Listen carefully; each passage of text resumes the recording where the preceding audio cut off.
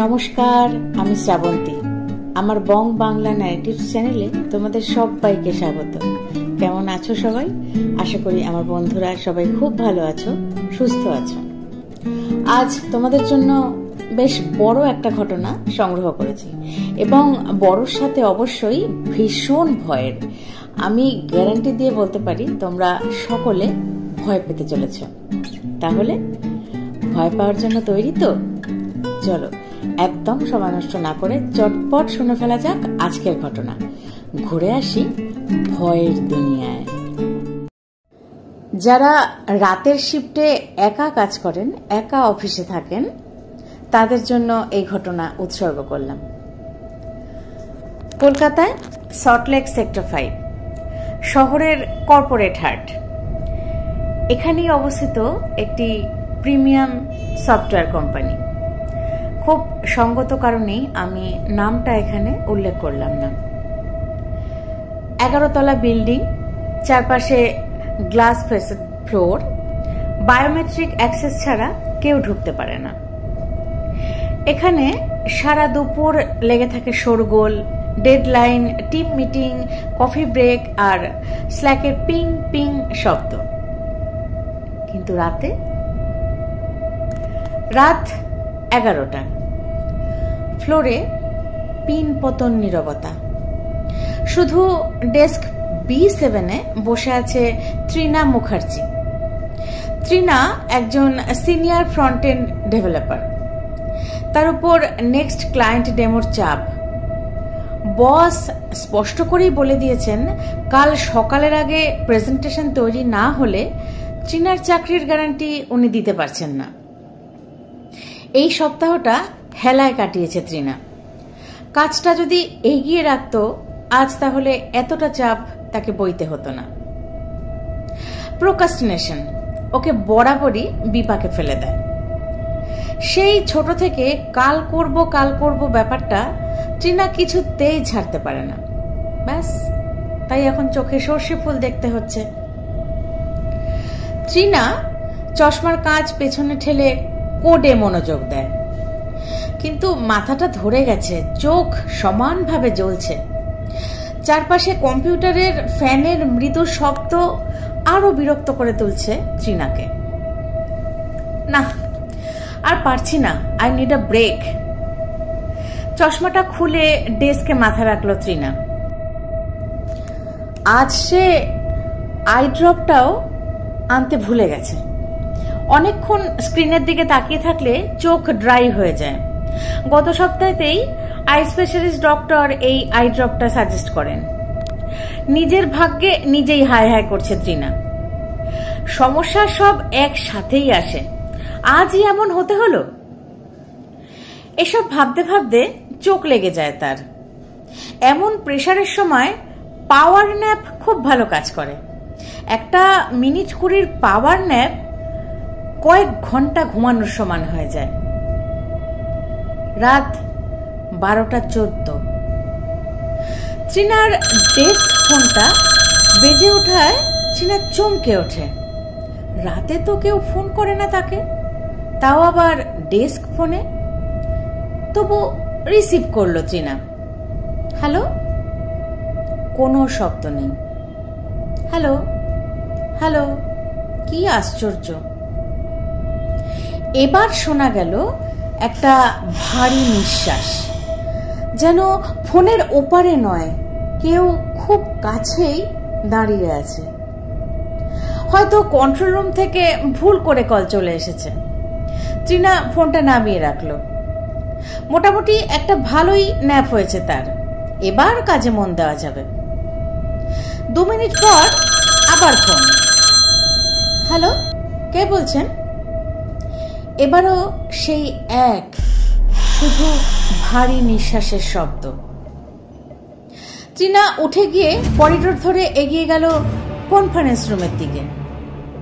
কাঁচের দরজার হাতলে হাত রাখতেই মনে হলো বরফ স্পর্শ করল। ভেতরে উকি দিয়ে দেখলো না, কেউ নেই।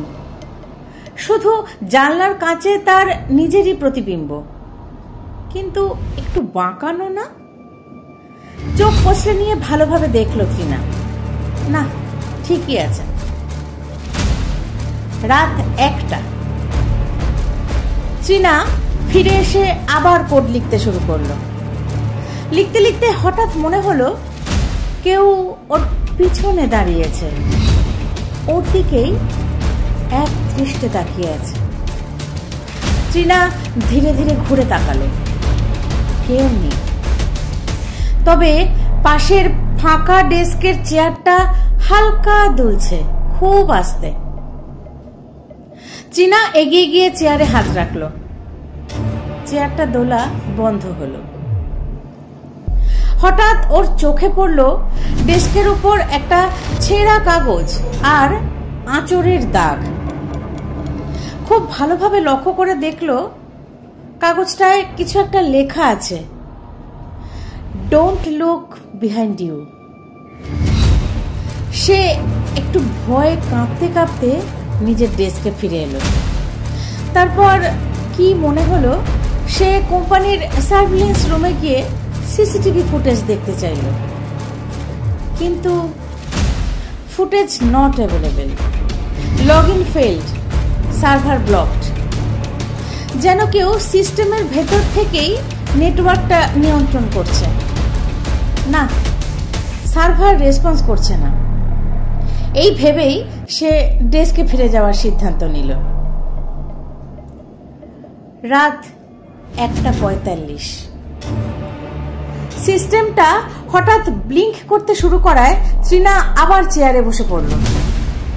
সিসিটিভি ফুটেজে স্পষ্ট দেখতে পেল ডান পাশের কর্নারে কিছু একটা মুভমেন্ট হচ্ছে, ঠিক যেন একটা ছায়া মূর্তি, যার মাথা নেই, মুখ নেই, শুধু ধোঁয়ার মতো একটা অবয়ব। ট্রিনা ভয়ে চেয়ারের হাতল ধরে উঠে দাঁড়ালো। ছায়ামূর্তিটা ধীরে ধীরে এগিয়ে গেল ডেস্ক B14 দিকে। এই ডেস্ক অর্থাৎ B14 ডেস্ক, এটা নিয়ে অফিসে একটা গল্প আছে। 2017 সালে এক সফটওয়্যার ইঞ্জিনিয়ার এখানে রাত 2টো নাগাদ কাজ করতে করতে হঠাৎ হার্ট অ্যাটাকে মারা যায়। নাম রুদ্রপ্রসাদ দত্ত। সিসিটিভি ফিডে শেষ দৃশ্য দেখা গিয়েছিল, রুদ্র নিজের স্ক্রিনে কিছু একটা দেখে কেঁপে ওঠে এবং এক ছটকায় চেয়ার থেকে পড়ে যায়। তারপরে সব শেষ। ডেস্কটা পরে স্যানিটাইজ করা হলেও অফিসের পুরনো কর্মীরা আজও সেখানে কেউ বসতে চায় না, তাই B14 খালি পড়ে আছে। আজ হঠাৎ সেই ডেস্কে আলো জ্বলে উঠেছে। রাত 2:13। ট্রিনার মেলে একটি নতুন inbox alert. Sender Rudra Dutta. Subject, did you hear that? ট্রিনার নিঃশ্বাস বন্ধ হয়ে গেল। রুদ্র তো 3 বছর আগে মারা গেছে। তার অফিস অ্যাকাউন্টও তো ডিঅ্যাক্টিভেট। একই সময় ডেস্ক B14 দিক থেকে ক্রমাগত অদ্ভুত শব্দ আসতে থাকে। চেয়ারের ক্যাচ ক্যাচ শব্দ, যেন কেউ বারবার বসছে আবার উঠে দাঁড়াচ্ছে, বসছে আবার উঠে দাঁড়াচ্ছে। ট্রিনা আর এক মুহূর্তও থাকতে চায় না। ব্যাগ গুছিয়ে সোজা লিফটের দিকে ছুট দেয়। কাচের দেয়ালে প্রতিবিম্ব ফুটে উঠল। ট্রিনার পেছনে কেউ হাঁটছে, মাথা ঝুঁকে, মুখ অন্ধকার, চোখ দুটো সম্পূর্ণ কালো। খুব জীবন্ত সেই প্রতিবিম্ব। প্রচন্ড ভয়ঙ্কর চিৎকার করে ট্রিনা দেয়ালের সাথে ধাক্কা খায়। বিভৎস সেই চিৎকার, যেন চারিদিকে যত কাকপক্ষী ছিল তারা নিজস্ব ধ্বনি তুলে চারিদিকে উঠতে থাকলো। রাত 2:32। চিৎকার শুনতে পেয়ে কোম্পানির বিল্ডিং এর নিচে থাকা সিকিউরিটি গার্ড ছুটে সিসিটিভি মনিটরে দেখতে গেল। সব কটা ক্যাম্প শান্ত, কিন্তু 11 তলায় ডেস্ক B7 এর স্ক্রিনে আলো জ্বলছে।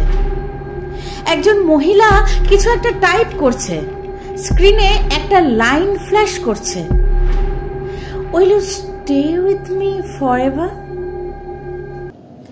আর তার পাশে বসে আছে এক ছায়ামূর্তি, মুখহীন, চোখহীন, নিকষ অন্ধকার ছায়ামূর্তি। গার্ড এটা দেখে সিসিটিভি রুমেই অজ্ঞান হয়ে গেল। তবে আশ্চর্যের ব্যাপার, সেই রাতের পর তৃণাকে আর কেউ দেখেনি।